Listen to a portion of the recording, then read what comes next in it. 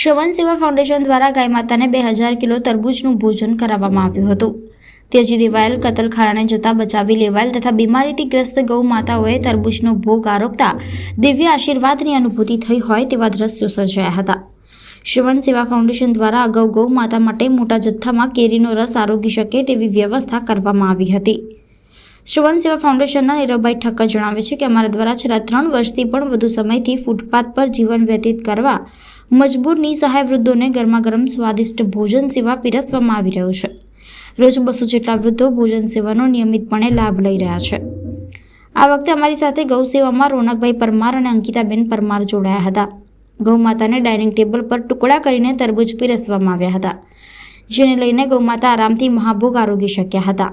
તરબૂચ ગૌ માતાને એટલું પ્રિય લાગ્યું કે ક્યારીમાં ફેલાયેલો તરબૂચનો રસો પણ તેઓ આરોગી ગયા હતા અને આખી ક્યારી સફાચટ કરી દીધી હતી।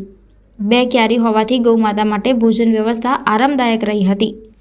આખરમાં નીરવભાઈ ઠક્કર જણાવે છે કે 2000 કિલો જેટલો તરબૂચનો જથ્થો હોવાથી તેના ટુકડા કરવા માટે મોટી સંખ્યામાં સ્વયંસેવકો કામે લાગ્યા હતા। મોટા 2 ડાઇનિંગ ટેબલ પર 2 રાઉન્ડમાં મહાભોગ જમાડવામાં આવ્યો હતો। ગૌ માતાને તરબૂચનો મહાભોગ આરોગતા જોવાની ક્ષણ મનને ટાઢક આપે તેવી હતી। સૌ કોઈએ યથાસ્થિતિ પશુઓની મદદ માટે આગળ આવવું જોઈએ।